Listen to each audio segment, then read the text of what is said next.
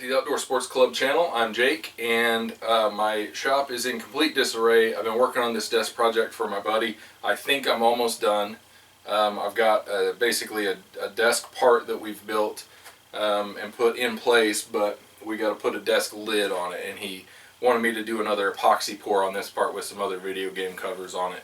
So that's what we're going to do. My last video was pretty hurried. I didn't really know what I was doing. That was my first ever epoxy pour, and it was pretty big and pretty important that I got it right. So I just stuck the camera in the corner and filmed and then sped it up and talked over it. I'd like to go into more detail in this video and talk about this Pro Marine epoxy that I've got and kind of how to use it. I am going to be taking some shortcuts in this video. Some of these shortcuts are just relative to how I did it the last time, and I didn't really do it right. I had some waste effort in there and some waste buckets that I didn't really need to use because I hadn't thought it through. I was so worried about doing it right that I went overboard. Some of the shortcuts I'm going to do this time are just because I was an idiot and I didn't buy enough mixing buckets. So you're really supposed to mix twice. Mix in one bucket, then pour it in another one and mix in that bucket. I'm just going to mix in this bucket, and I think I can do it okay because it mixed really well last time. So anyway, we're going to talk about the steps involved in doing an epoxy pour with this kind of epoxy, and then we'll actually do it. So first step is you go to the Pro Marine website and you go to their calculator, and you put in the length and width of your project, whether you are going to let it flow over the sides or not, and if you're going to use a seal coat. Now I also calculated it with and without a seal coat because it doesn't tell you specifically how much to use on the seal coat, and if you subtract without a seal coat from with a seal coat, you'll figure out whatever the difference is what your seal coat is going to need. Now that's total epoxy. I got a 2-gallon kit. It's 1 gallon of epoxy, 1 gallon of hardener. The total that it's going to give you is your total amount. So you cut it in half to get your epoxy and your hardener.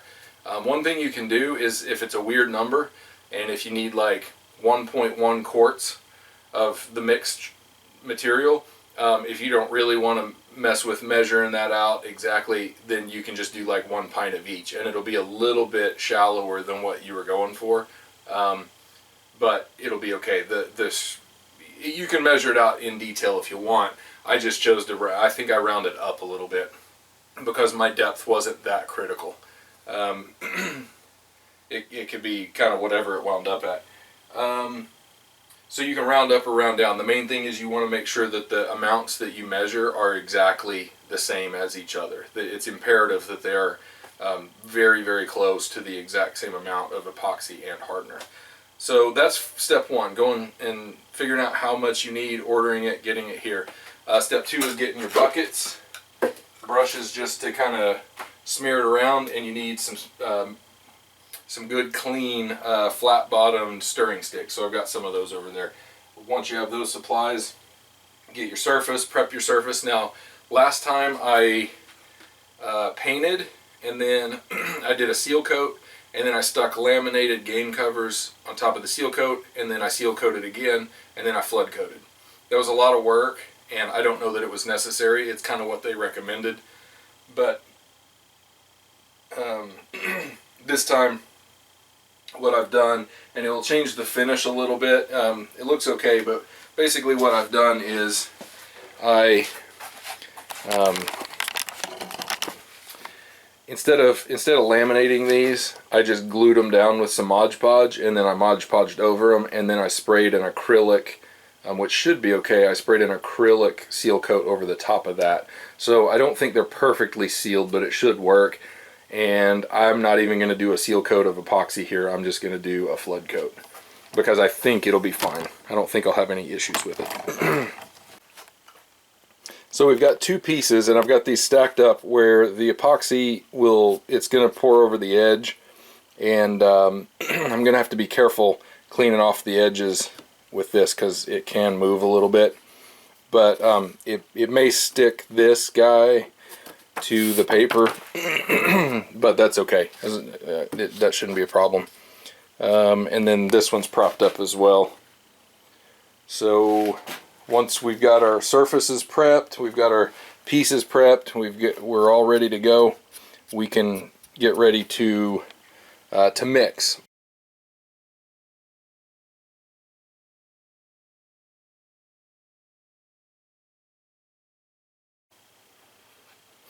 Alright guys, so got my stirring stick, got my measuring buckets, got my brushes. Now, one thing to remember is the hardener, it likes to float on top. So you've got to constantly be pushing it down when you're mixing it. You've got to be constantly scraping the sides, scraping the bottom, and then constantly trying to push the hardener back down inside. Also, you want to pour the hardener in first. So I keep getting confused on this bit of it, but since this is going to be my mixing bucket and this is my measuring bucket for the epoxy, I'm going to go ahead and pour 1 pint in here. I'm going to try to get it exactly 1 pint. It's kind of hard to do it exactly, but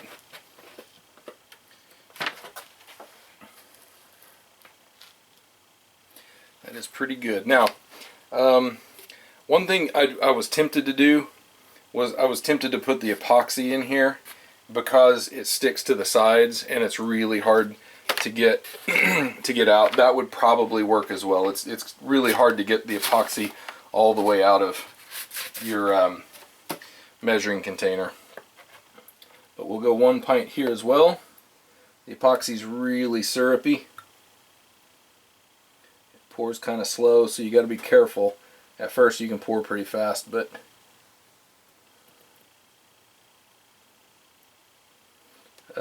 and I suppose if you go over a touch, it's going to be okay because it does stick to the sides. But I also think that the Pro Marine people are probably pretty smart, and they probably kind of know that and have that worked into the formula. Maybe, I don't know.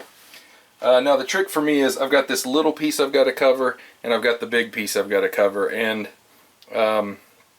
it's the same. I calculated it as the same piece, so I'm gonna pour on the big piece and smooth that out, and then I'm gonna leave a little bit to pour on the little piece. The depths aren't going to be exactly the same. This is a problem most people aren't going to have to worry about because they'll just be doing one piece at a time. So we're going to pour this guy into here, and we're going to scrape the sides and the bottom to get all that out of there that we can.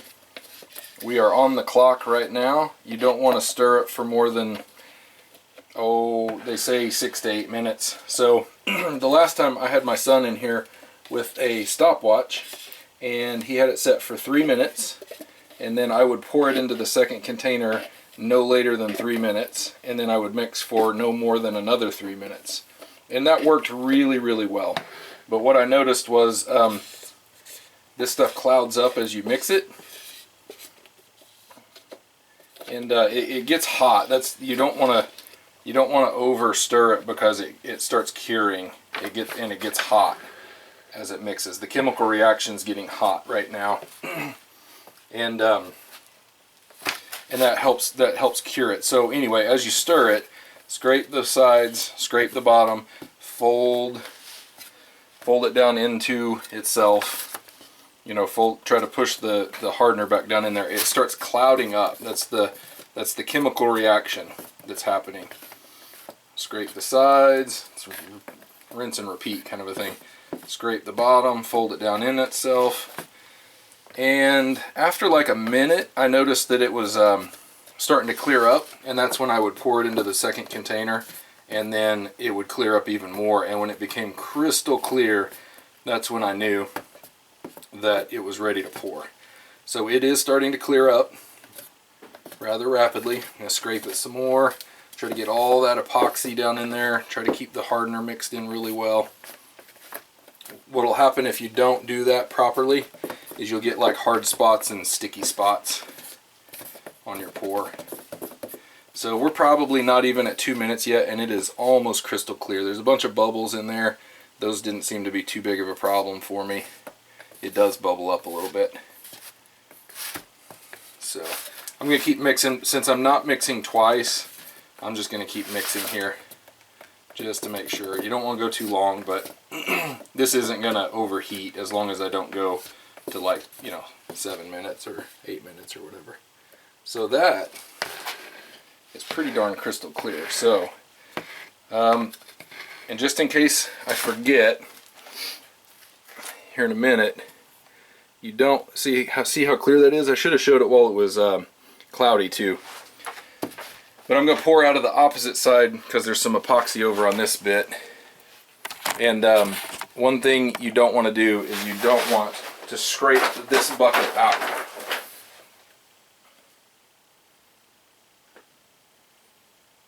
And I'm not very good at pouring this stuff.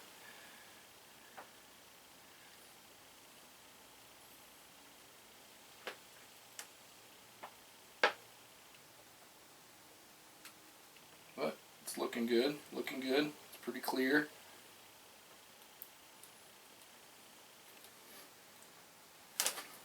I'm going to go ahead and pour over here on this guy real quick, and then I'll smooth it out. This one's going to be a little more wasteful, I think, and probably a little bit thinner because there's not much surface area, so a bunch of it's going to run off the edges. But that's okay.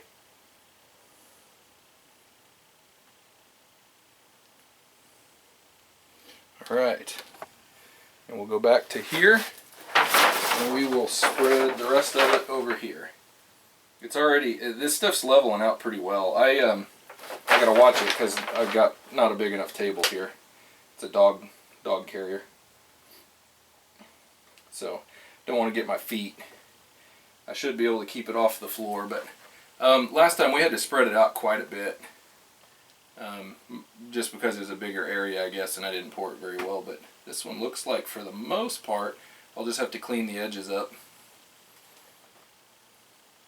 It self-levels pretty good, and the other one did. I put tape around the sides and dammed it, which I shouldn't have done. I was thinking I needed to, but as it turns out, it would have been such a better project if I would have just let it run over the sides.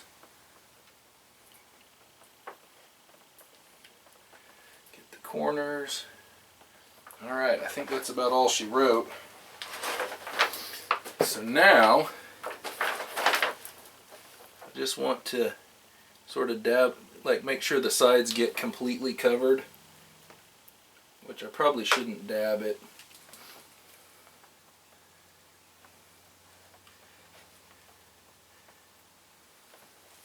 But I do want to make sure that everything gets covered.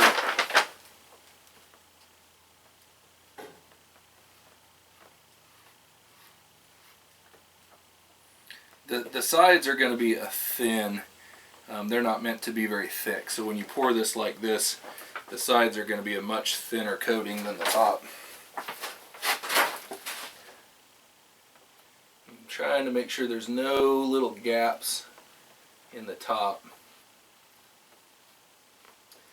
Oop, and then make sure that the sides are all covered properly. Uh-oh, I'm getting it on the floor. That's not good.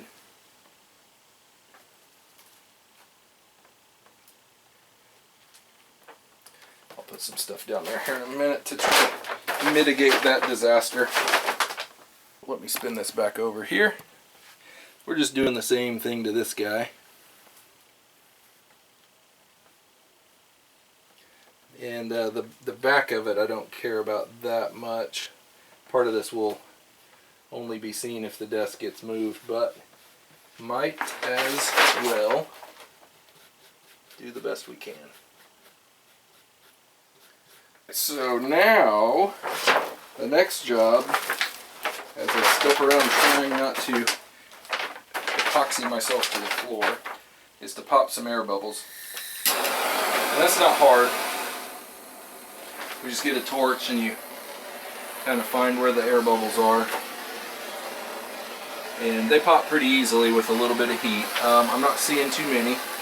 There's a few there.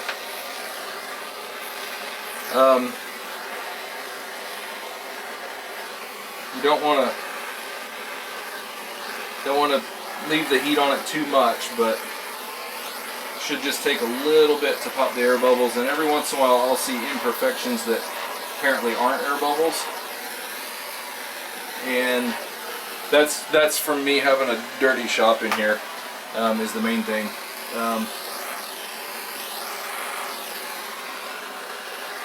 So you don't want to get too carried away popping those. This is, honestly, this is not going to be as glassy of a surface as the other one that I did. The other one had its problems around the edges, but where I put the dam up on it, this one's not going to be as good because I don't know that I've got enough. I've got some inconsistency here with the paper that's down there, so maybe the lamination was the best idea, but that's part of why we experiment. It'll look okay. So the main takeaway, I think, that I'm trying to get across in this video is that it's not that difficult. You know, if you're just doing something for yourself, following the steps that I'm doing here will do a pretty good job. You may want to tinker with the idea of actually doing a, you know, laminating instead of doing this, what I did here. Lamination on thick items like video game covers, I found leaves some gaps and stuff, so so that can be a problem too. But doing this is obviously leading to some other issues. Not bad, but so it's dripping. I'm gonna have to be careful because I don't want to have to sand the bottom. Don't forget to clean up the bottom, because I can see the sides and I can see the edges, but there will be drips on the bottom, and you don't want to have to sand those down or cut them off or something like that. So be sure to get that taken care of.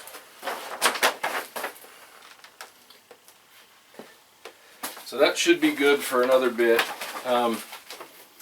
Really, you want to come out every like 15 minutes for the first hour and pop bubbles, but I think I'm good to go for now.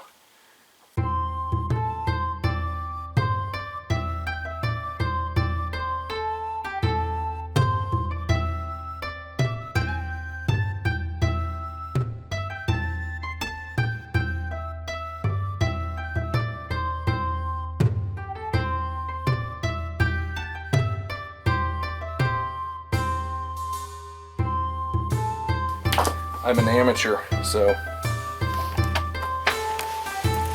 expect amateur things.